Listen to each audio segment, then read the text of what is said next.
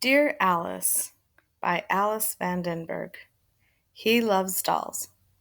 Dear Alice, my husband and I have just had another violent fight concerning our 5-year-old son Timothy, and I desperately need your advice. My son adores playing with a doll I bought for him last Christmas. He spends hours with it, putting doll clothes on it and feeding it on doll dishes. This aggravates his father to no end, and several other adults have made nasty remarks about it too. Personally, I see nothing wrong with Timothy playing with this doll because it is a sailor doll. He puts a cute little white hat and uniform on it, and I think the image is totally masculine. Why is it when a little girl plays cowboys and Indians, everyone says she's a darling little tomboy, but when a boy plays with a doll, they say he's queer? Please answer this. Worried Mother. Chapter 9. I cut that Dear Alice thing out because it reminded me of Norton, and there are a few things I got to tell you about him, because he gets involved in this memorial epic a little later on. Lorraine told you she thinks Norton and I hate each other. It's true. Norton is so low on the scale of evolution, he belongs back in the age of the Cro-Magnon man. Norton actually did play with dolls when he was a kid. That was his mother's fault, just like in that Dear Alice column. When he was old enough to know better, he didn't play with dolls anymore. But the kids used to make cracks about him, so that made him go berserk around the age of 10. He was the only berserk 10-year-old in the neighborhood. From then on, he turned tough guy all the way. He was always picking fights and throwing stones and beating up everybody. In fact, he got so tough he used to go around calling the other guys sissies. When I was a freshman going through my bathroom bomber complex, Norton was a specialist in the 5-finger discount. He used to shoplift everywhere he went. It used to be small time stuff like costume jewelry for his mother and candy bars and newspapers. Then he got even worse, till now his eyes even drift out of focus when you're talking to him. He's the type of guy who could grow up to be a killer. Now you can understand why I was suspicious when Norton invited me to the cemetery to have a beer just before Thanksgiving. That was more than a month after Lorraine and I first met the pigman. How come you're going over there all the time? Norton finally blurted out as he opened up a bottle of a putrid brand of beer and made believe he was deeply interested in looking down into one of the glass domes on top of Masterson's tomb. Where? He looked me straight in the eye for a second, and then one of his eyes moved away. You know where. That old guy's house on Howard Avenue. Oh, him. Is he queer or something? He's just a nice guy. What's his house like? Like?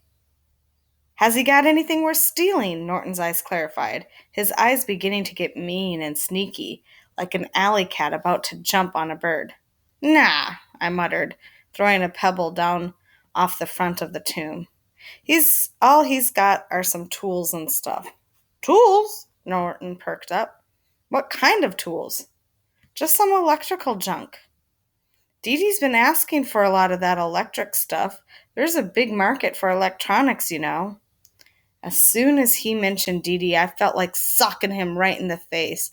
I mean, Dee Dee is this lunatic man on Richmond Avenue who makes believe he's the leader of organized crime on Staten Island, but all he handles are the hubcaps and radios that kids steal. He's king of the kids. Any TVs or radios? No, I said.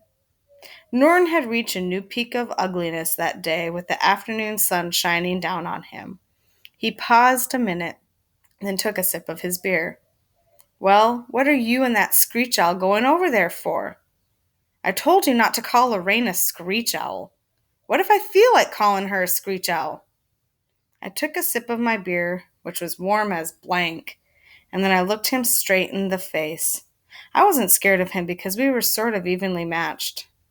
I mean, what would you do about it? Norton grinned. Oh, probably nothing, I said, smiling back at him.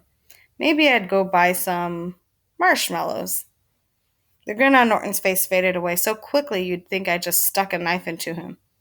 You wouldn't happen to know where I could buy some marshmallows, would you? I said, smiling. All right, I'm sorry I called her a screech owl, Norton said, trying to avoid the unavoidable. You got anything more to say to me? I said, standing up. Yeah. Norton nodded slowly, and with a return of courage said, if you don't give me a little more information about that old goat, maybe Dennis and me will pay a visit over there ourselves. I yawned and stretched my arms into the air. Well, I can see this conference is over. Thanks for the beer. Then I threw my empty bottle way in back of the tomb.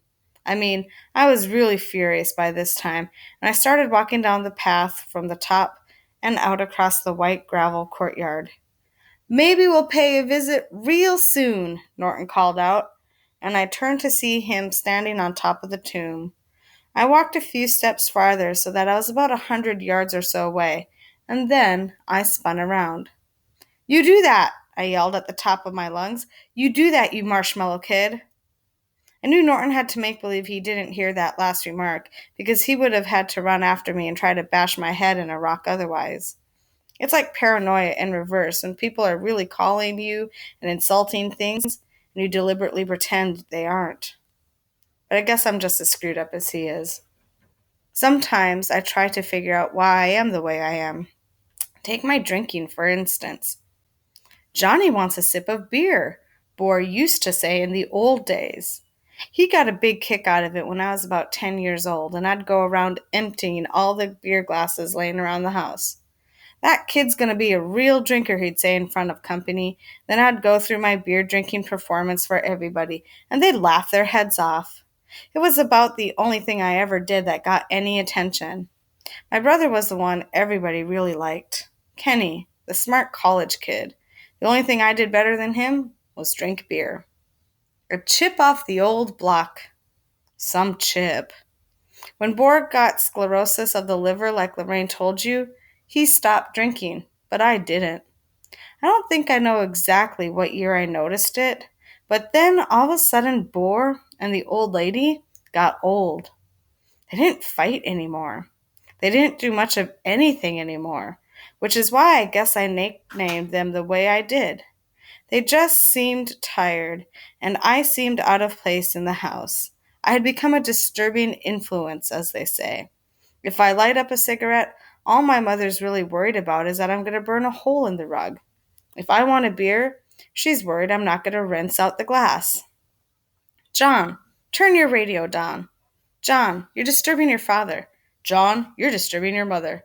John, you're disturbing the cat.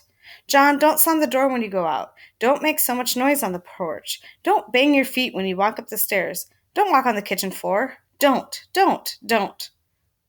John, please do whatever you like. Make yourself comfortable. If you want something out of the refrigerator, help yourself. I want you to feel at home.